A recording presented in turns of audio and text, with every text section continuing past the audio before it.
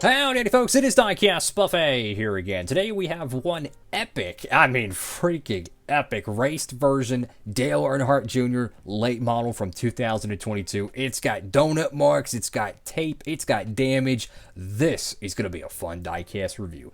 What's up to it? Alrighty folks, right out of the good old box and let's dive into today's diecast review. So this is the North Wilkesboro raced version diecast from 2022. Part of the big North Wilkesboro revival project. And, the damage, the grime, the dirt on this diecast is incredible. Now, I don't remember what year exactly they opened up North Wilkesboro. Was it 2021 or 2022? Because they had a late model race, which was like the big return event, so to speak. And Dale Jr. ran in it. Well, they did make a 164 diecast with a Sun Drop sponsorship. The only problem is they used a freaking Monte Carlo from 2007. That thing was hideous. They had the Camaro headlights on it. It looked awful. It was an embarrassing looking diecast. I'm just going to shoot you straight. So if it was the 2022 edition of that car that they made originally with the Gen 4, I'm glad they went back and remade the raced version with the updated tooling. It was absolutely a L, but I got to give them props. It was a L, but then they turned it into a dub because they went back to the drawing board. They realized there's a market for this thing. Why don't we make a accurate late model mold? And sure enough, they did. I got to give them a W on that. So you got Sun Drop right there in the hood, and with the bright yellow on the hood here, you can see all the dirt and the grime. You got some tape there. You got your hood pins. Very, very nice. A lot of just dirt and grime, especially North Wilkesboro. Track probably wasn't super clean either. With it being a late model race, they're not as technical as a NASCAR race. It ain't got to be perfect. Just go out there, make sure there's no sharp metal and just go race. Some extra dirt and grime don't hurt. Got the number 3 right there. A whole bunch of contingencies. I don't know half of these, so I'm not even going to try naming them. A lot of these are probably regional.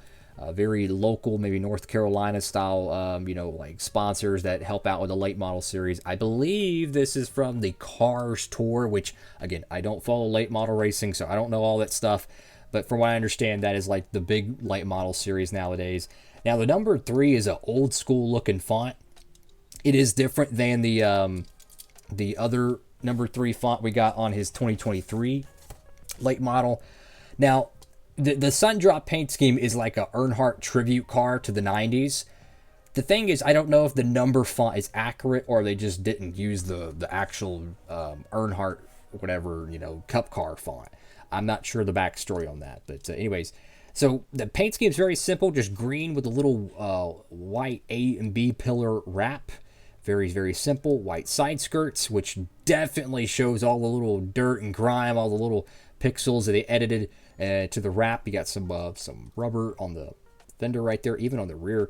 Definitely banging a little bit of fenders out there. Always nice. Sun Drop. Got the pop rivet design, very noticeable. That's got to be the tiniest B pillar decal I've ever seen. Oh my goodness. Wow. It's like half of the B pillar actually has the logos. I got Dale Earnhardt Jr. And this is something I noticed. The name is actually on the roof. It's not on this little pillar area. It's actually literally on the roof. You can't even tell the name if you didn't obviously know the number and the paint scheme, but you couldn't tell it's Junior until you climb on top of the diecast. That's pretty cool. But the back end of the car, you get a lot more dirt and grime. The whole right rear is just it is banged up like that.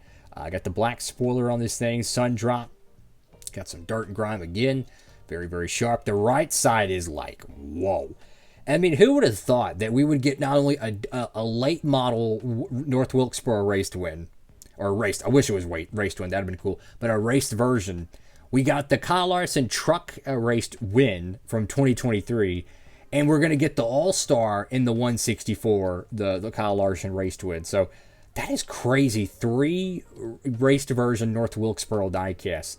The 2020s are like wild, and I'm just saying, for sports, it's crazy. For motorsports, for freaking just WWE, CM Punk coming back, The Rock, all kinds of crazy stuff.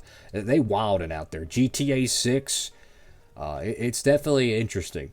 So you got like a giant piece of bare bond and some duct tape on the right rear quarter panel. That definitely is a short track Saturday or Friday night.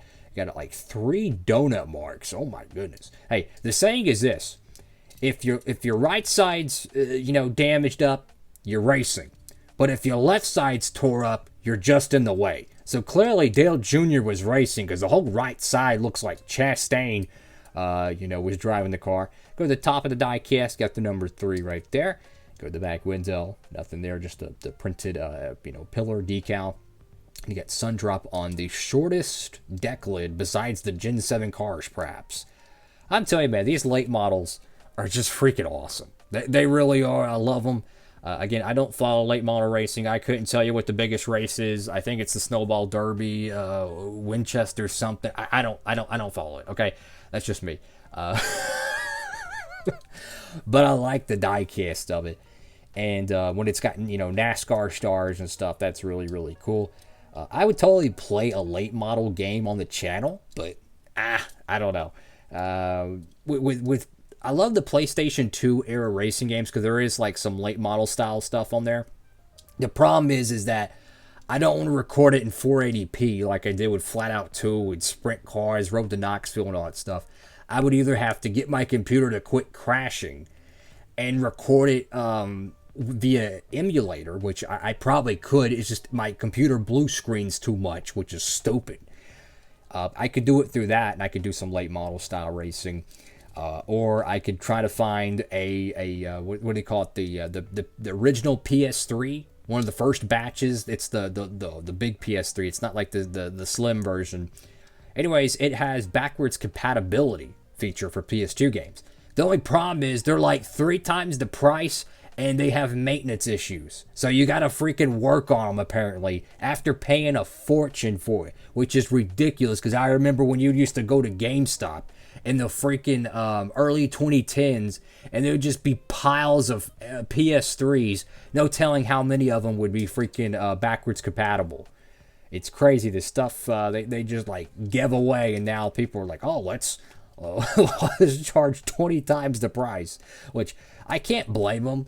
But I know this is super off topic, but like, it would be cool if PlayStation would remake or like add backwards compatibility for all the PlayStation 2 games on like a PS5 or a PS6. You know how many great racing games that are on the PlayStation 2? There are so many dirt track racing games, motocross, Monster Jam, NASCAR, IndyCar.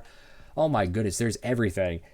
I could probably find a bunch of cool games to play on the channel if PlayStation would come out with a backwards compatible system that literally can play all of the PS2 discs. That would be something worth investing in. Anyways, enough of me rambling about something that's not even relevant really to a diecast, but that is all for now, if I could English. What do y'all think about this diecast, guys? Make sure to get your copy of this car today at Circle B. It is awesome. If you got the Gen 4 version of this thing, I could not recommend just using it as a donor and just getting this one instead. I couldn't recommend it enough. This one's a gajillion times better. That's all for now. Diecast Buffet, signing off.